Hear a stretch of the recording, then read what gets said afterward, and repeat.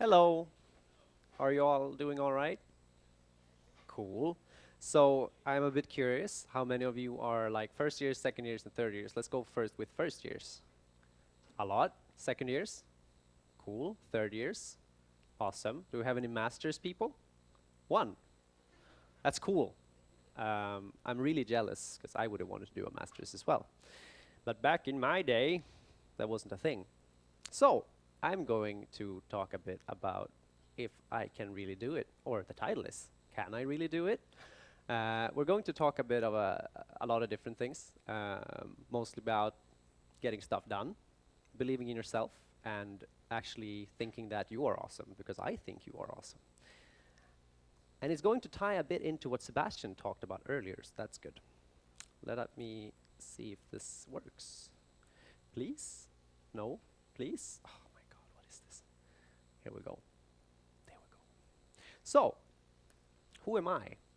Most of you haven't seen me. I realized this like yesterday. I'm like, I'm going to see all the people that I knew from Gotland, but then I realized I'm getting older, and it was quite a while since I went here, so that's sad. But new faces, that's awesome. So, this is me. Um, this was me in the summer of 2014 at the Alumni. You guys know what that is? The whole initiation thing. Lots of fun. Someone snapped a picture of me doing that. Not my greatest moment, but a fun one. But I am not an important person. I went to game just like you in 2013 and graduated 2016. What I did was I did this. I slept a lot, and that is pretty much it. I had differently colored shoes and an ugly hat, so people could recognize me from anywhere. When I met Ulf yesterday, he was like, "Where are your shoes?" Um, so I guess I've already disappointed someone. Um, I slept a lot. That is in the cafeteria. Um, I slept everywhere. There's an album of me sleeping in different places. I've been asked by the police several times, "Are you high?" And I told them no. I kind of developed kind of a relationship with the police because they found me in different places, and they were like, "Are you okay?" Um, but yes, I was. I was just very sleepy, and still am. So, someone is calling me. I'm gonna shut that phone off. No, thank you, salesman. So what do I do? Uh, Currently, I am responsible for the design education at this vocational education, higher vocational education called PlaygroundSquad, which is part of the mother company called Tension, where I also work as a designer at their production company called Adit. So, why am I here, you may ask? Well, I am here to talk to you guys. It is a lot about what I experienced, and I want to talk to you. I would like to engage in a conversation if possible. Are you all afraid of talking? I hope not, because a lot of it depends on you talking to me. But I'm going to talk about some things that I experienced when I started working post-grad, because I expect a lot of you, especially in the third year, are wondering, what is going to happen now? Right? Because that graduation is slowly creeping forward, and it's scary as hell. Do I have some kind of recognition when saying this? Not even the first years. You will get there. So I was in your position once, and I managed to land a job somehow at a place that I was not prepared for, or at least I didn't feel like it, and I'm going to talk a bit about that soon. It was awful, like, spoiler alert. So why do I want to talk about these things? Insecurities at workplaces, where to go, how to do it, insecurities overall.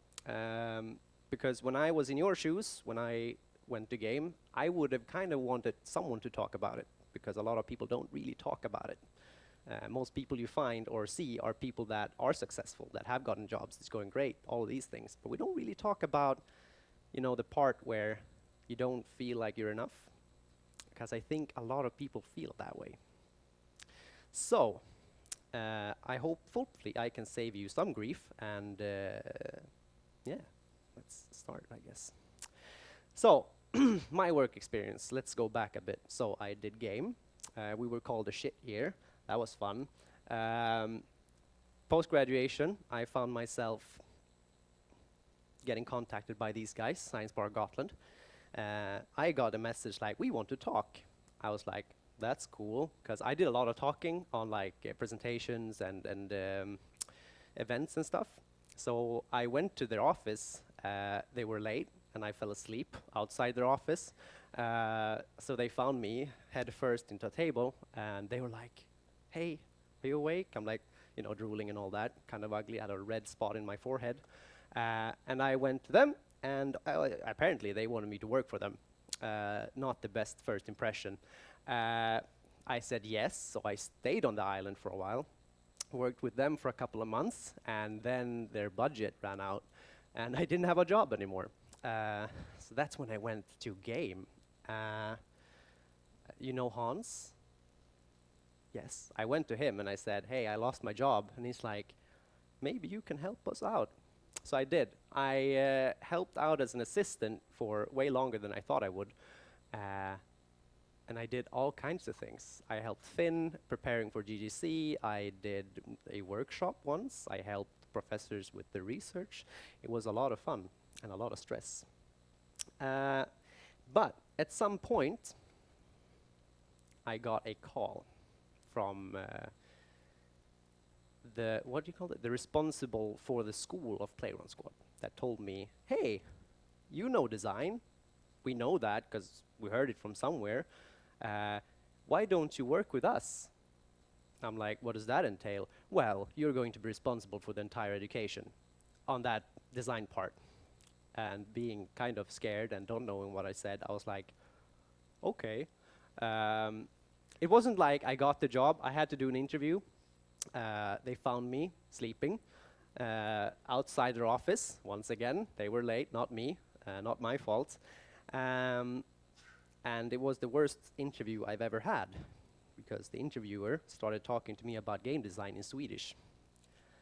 I'm Swedish, but I don't know design in Swedish. So I looked like a total dumbass. That was anxiety. But I did get the job, somehow.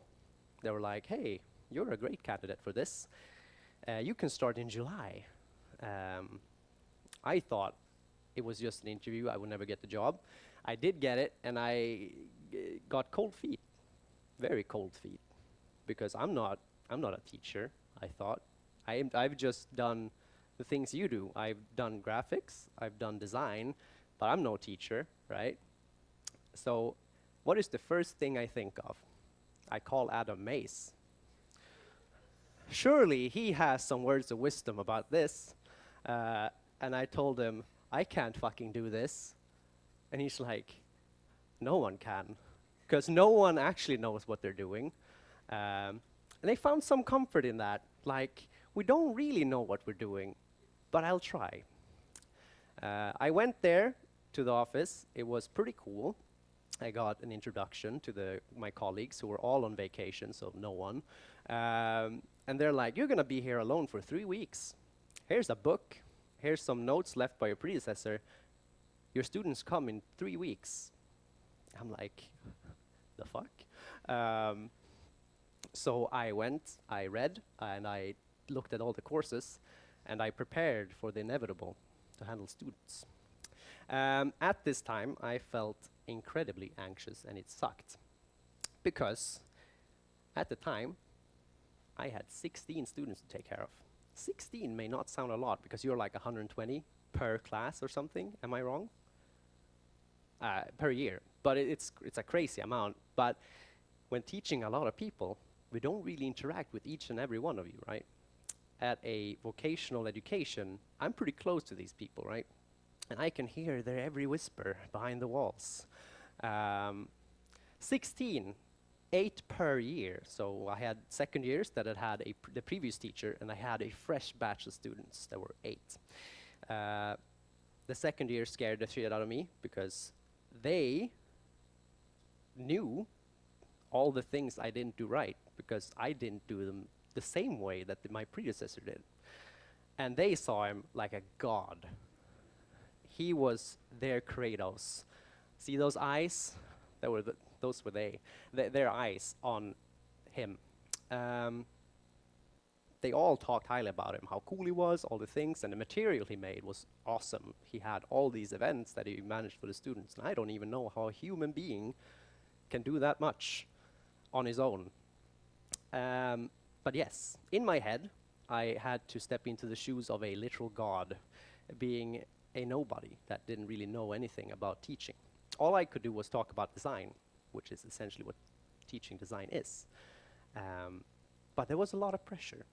That pressure is not fun. Has anyone, is anyone coming from a earlier, like working from before? Cool. Have you ever felt that kind of pressure of like, am I really eligible for this work? You haven't felt that? Can we get hands of those who have? Wow, that's more than I thought. Cool. Yes, that's how I felt. It was awful. And I had really, really big shoes to fill with very tiny feet. It's like a waddling baby in giant shoes. But my issues at the time were that I have and have still very bad confidence. Like talking to you like this is okay, but it's ironic now that I say it because I've noticed I've said a lot of self-detrimental things over the course of like 5 minutes, like the title, I'm no one important. That's not good. I noticed that now. Irony. I'm working on it, but my confidence was very bad. I had the responsibility of 16 people that expected and took loans that they will get work after they're done with education. Because the purpose of a vocational education is that they get work afterwards. So there's a lot of pressure that I do my thing, right? I have to make sure they get jobs. Of course, their responsibility as well, but I have to lead them. Also, this was my first job working with game design at the production company as well. And they were like, here are products, how do we design them? And I'm like, I'm an academic, I don't know these things. I don't make things, I think about a lot of things and I write essays about them. Which is what we do, right? And we make games sometimes. But I was expected to know a lot of things when it comes to design. Knowledge that I did have, I have a lot of theory, but I'm not really sure on, I didn't think I did because I felt inferior because they had all this experience, right? You have people from machine games, make games for 10 years and all these super talented people. And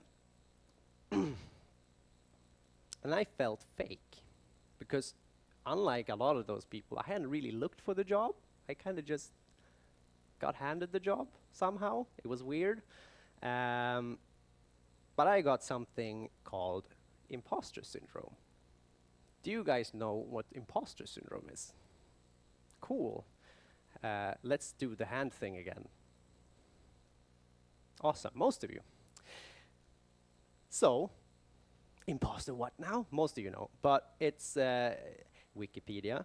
A quick definition is essentially that it's you feel like a fraud. You think you don't know things. You doubt yourself. You don't think that you know the things you do, etc. It's not a disability.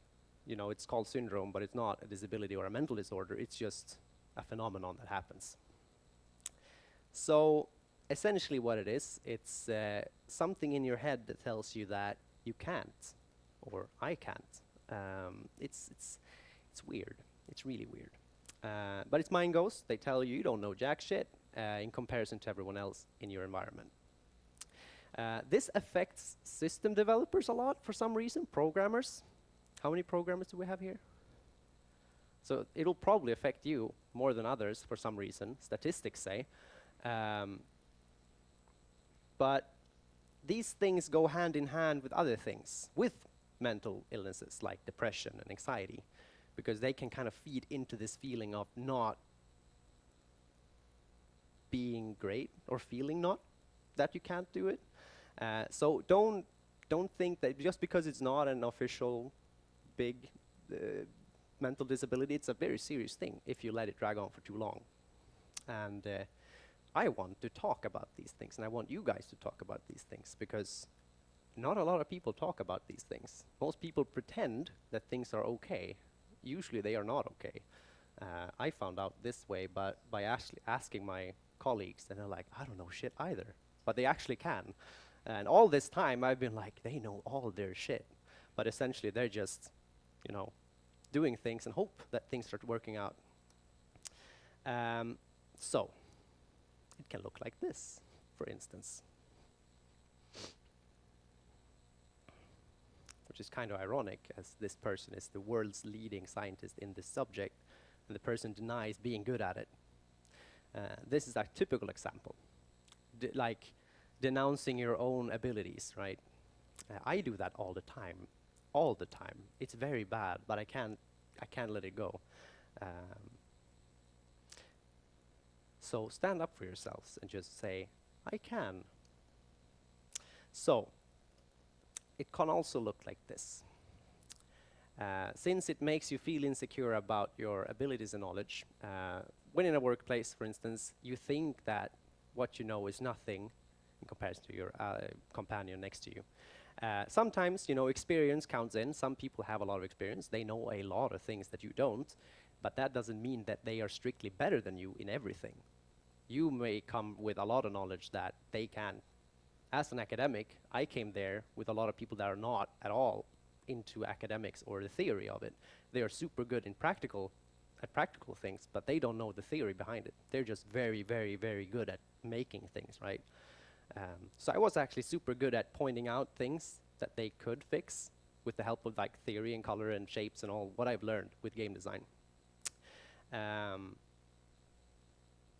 yes, so always think of that everyone deals with this, even if they don't think about it usually. Everyone deals with this somehow. And like I said, you usually know way more than you think you do. And I know that you know more than you think you do, because you do. You are studying this, you're writing giant essays and making these crazy reviews. And what are you making? Thesis about awesome subjects. You know a lot of stuff. You spend like, how many hours per week writing things? Can we get an estimate? Too many. Not at all. Well, I read a lot and I wrote a lot. That's what I did. But yeah, nobody talks about this, because in reality, you know usually as much as the other people do. We also have something called the Dunning-Kruger effect. Have you heard about this? Yes. Cool. Awesome. So that is a way of measuring incompetence. The Dunning-Kruger effect is a cognitive bias in which people assess their cognitive ability as greater than it is. So it is there to measure incompetence, which is very interesting. But we can also twist it. So this little scale shows us that the less experience you have, the more confidence you usually have, right? I have a perfect example of this. When I was in the first year of game design, I thought I knew a lot, because I'd been sitting at home reading about game design and watching YouTube videos. And then I come here, and I have the first course, and I realize that I don't know anything, really. And after the course, I felt awesome, because I've learned so many things, right? I knew about analysis and breaking down Pac-Man, and all the building blocks of that. But then I realized that that short spurt of enlightenment and pride of me knowing a lot of things resulted in me realizing that there's so much that I don't know. And that is the whole peak, the valley of despair. Because when you get more experience and you get better at your subject, your confidence usually falls, because you realize that there are so many things that you don't know about. But in the end, when you become really, really good at what you do, you gain confidence because you know your stuff.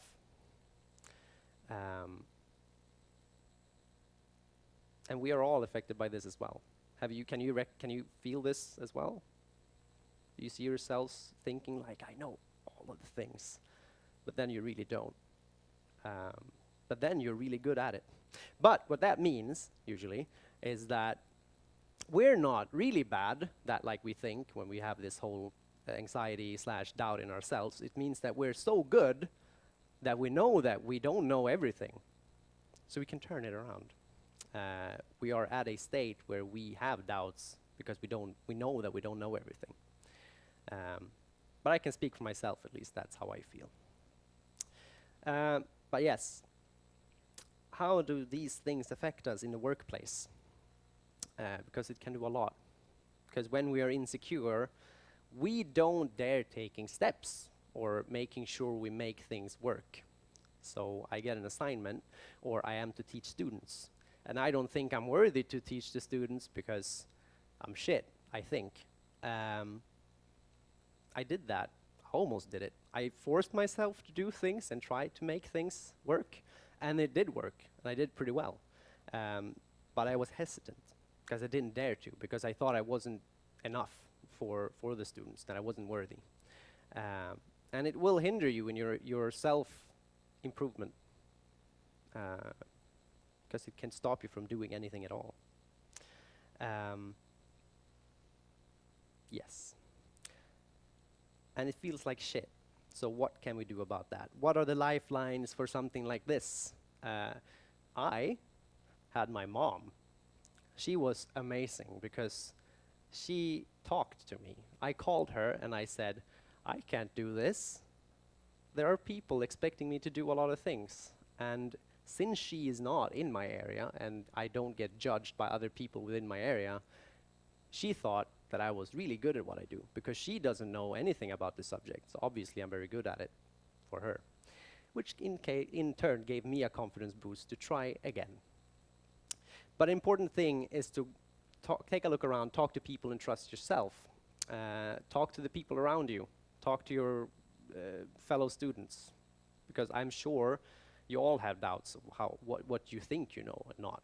Or if in a workplace, talk to your colleagues. I learned recently that one of my colleagues that I thought was super, super confident in everything he does is not, because he just makes things.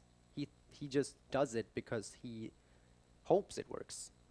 Everyone feels these kinds of things no matter how good you are. But something else you can do to make sure that you feel on par with yourself or get better is to brush up on practical things. Do you work a lot practically nowadays? I did a lot of 3D, I remember, and I did a lot of 2D, as well as a lot of writing. But in the end, this is an academic institute. You do a lot of theory, you do write a lot of essays about things. And theory is awesome. I love theory. It's important to know why things work like they do. But many things that you can learn and read about, you don't really get to practice all that much. You read a lot about things, but you don't really put them into practice. And the industry, the games industry out there, being as it is a pretty competitive space. You need to be pretty good at what you do in order to, climb the ranks. So it's important to spend the hours that you need. Did you have Pernilla? Do you know about the 10,000 hours thing to master things? Yeah.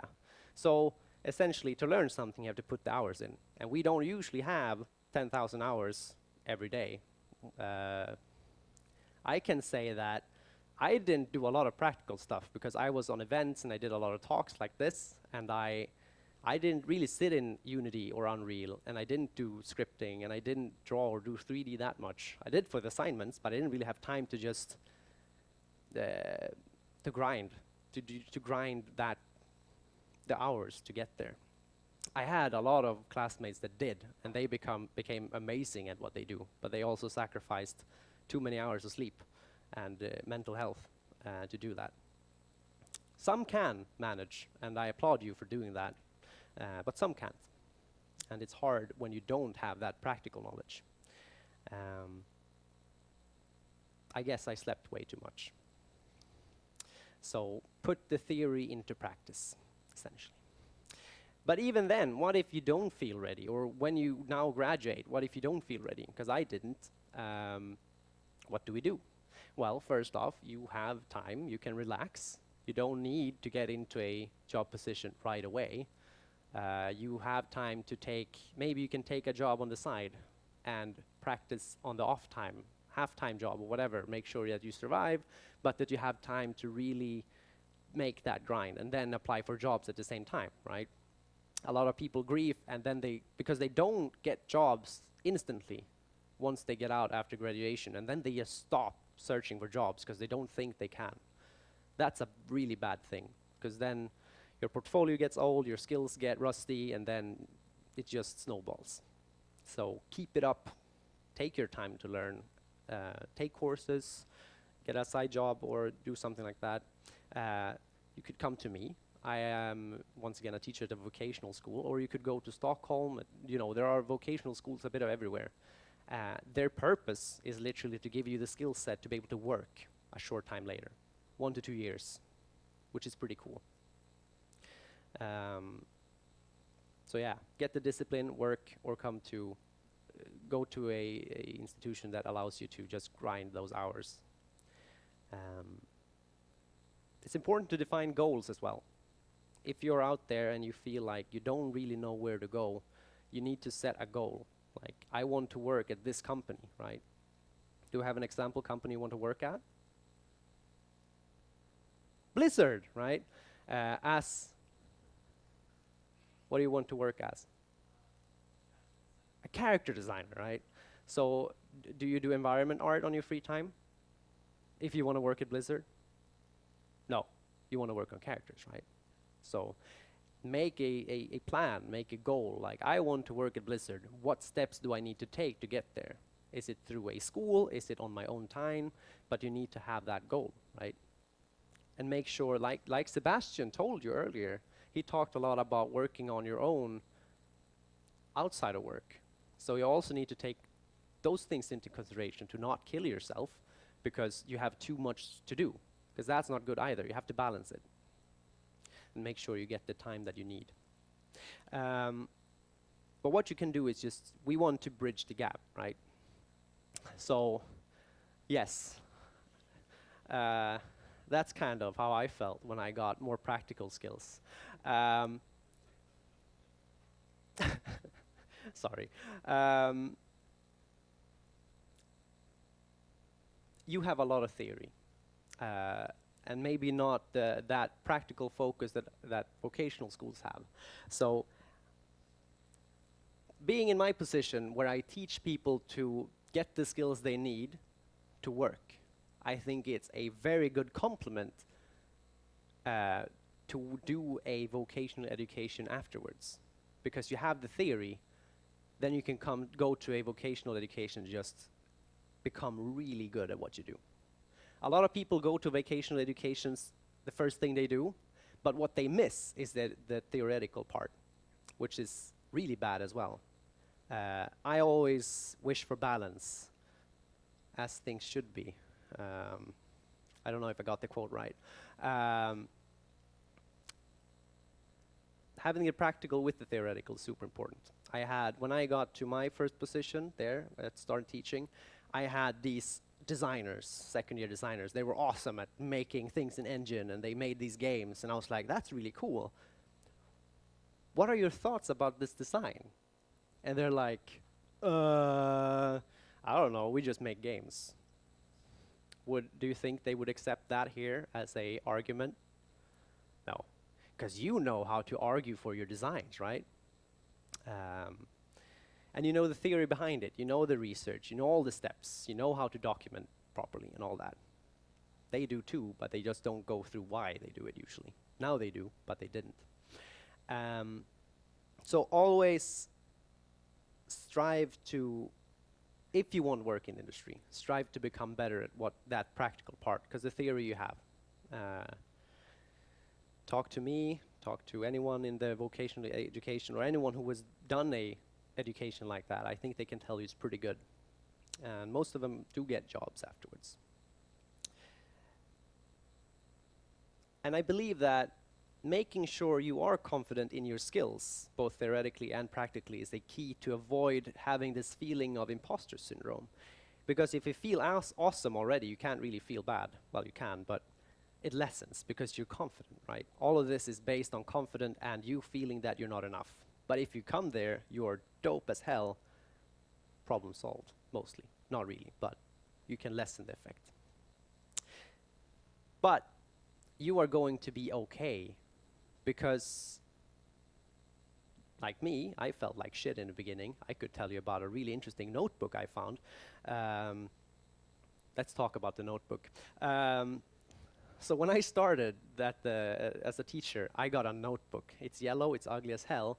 And they're like, write your thoughts in this. And I'm like, okay, I'm gonna write things. So I wrote like day one. I started as a teacher this day. I'm preparing these course things. I have no fucking idea what I'm doing. And it goes on for like 4 days. And then it says like, this is the last I'll write. I'm so fucking tired. I don't know what to do. I'm going to die. And that's that. I found it again recently. I'm like, holy fuck. I was not well at the time. It was way too much stress for my feeble mind. But despite that drama and that anxiety that I went through, the backstabbing students that tried to overthrow me, I made it out okay. I realized that many of those mind ghosts and the tinfoil hat theories about why they want to usurp me were just not real, I think. I still keep my eye on them.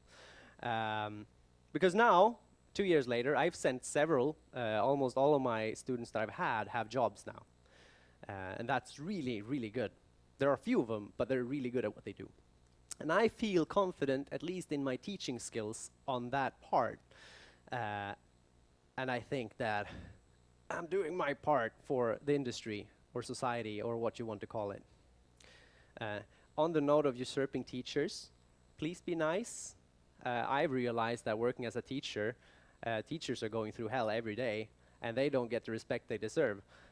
It's a very non-thankful job, because it's like, you didn't grade the things a day after the things are there, and then you get shit for weeks on their private Skype calls about how shit the teachers are and how you could like hang them or something. Be nice. These are people too. The students talking behind my back were one of the reasons I felt really bad, because they fueled this insecurity in me that I wasn't good enough. They even had secret meetings in classrooms like, he's doing this wrong, he needs to do it better. I'm like, and then I meet them and I'm like, I see you, you shits. These are grown people, by the way, they're adults. And I'm like, I know you, I know what you did. Kind of a Mad King Leoric kind of thing. But eventually I told them, like, have a meeting with me and talk to me. And they talked to me about it, right? They talked. They communicated that these are the issues we're having with your type of teaching. And I'm like, fuck you. No, I said, that's great. I take the feedback and I fixed it. And in turn, I became a much better teacher. Unlike my first years now, they like complaining a lot. And they don't know what you're talking about. But they do, and I listen to them. So please listen to your teachers as well, and be nice, and give them sweets and hugs, and not kisses, that's weird. I haven't gotten a single sign of appreciation during my 2 years, not even a flower. And I'm like, aw. But yes, this is the last segment about PlaygroundSquad. This is the bit where I talk a little bit about what we do. Has anyone heard about PlaygroundSquad? A few, that's great. So we're in the middle of nowhere. It's called Dalarna. It's a frozen wasteland. Fall in this particular case is just a pit with a pit in it. So it's like double hole. It has a cool mine. It had a guy, he was called Fat Mats. He died there. That's essentially the history of Fallen, right? It's pretty non-interesting, but the mine is pretty fucking cool. And the guy that died there, he's like a celebrity. But PSQ, it's a vocational education, a higher vocational education. So it's post-gymnasium, but you don't have to worry about that. It is one of the oldest game educations in Europe, which is pretty cool. And essentially, it's 1.5 years. It's 2 years. It's 1.5 years in school, just making games and making art or designs or black magic, as programming is called. You know, sacrificing animals, hiding them under your desk, and then magic.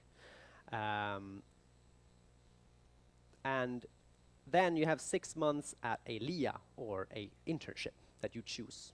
Or you get to contact the company, they say, hey, that's pretty cool, come to us. So it's a pretty surefire way to getting a foot into the industry, if you play your cards right. I mean, you can't just slack and then get a job, that's not how it works. I think they are pretty great. I came there as an academic and I was like, oh, not academic studies, it's bad. But then I was like, that's pretty cool actually, because I would have never gotten a job in the games industry the way I came out of here. But I did get other jobs, so that's really good. They're great. They let you focus on the practical. You do a lot of practical stuff as well, like a lot of better things, in my opinion, sometimes, like theme park. Is it called theme park? Theme park. It's pretty good sometimes. But it's really good if you already have a foundation of theory, like you do. I think it complements those skills greatly. We have the disciplines art, design, and programming, like you have here, not the fourth one. I don't know what it's called. But that's essentially it. It's a good way to complement if you don't think that you can do it by yourself. Or if you happen to have the skills, the practical skills that you do need to get into industry, you have the contacts, you do get the job, that's really, really good. But this is the case if you don't, or you feel insecure about it. Then we are there. We exist. So does Future Games and Game Assembly, or other schools. Cool. I think that was that. Thank you. These are my contact things. I also have a LinkedIn, and I have a Discord, but you'll have to ask me about that if you want to send me private messages, because I'm not going to let that fly around. So if you want to know more, please talk to me. I hope that your desire to know more increases. And that's what I have. I'm open for questions if you want to ask anything about vocational educations or how to cope or steps. Yes. It's English. Yes. Sorry.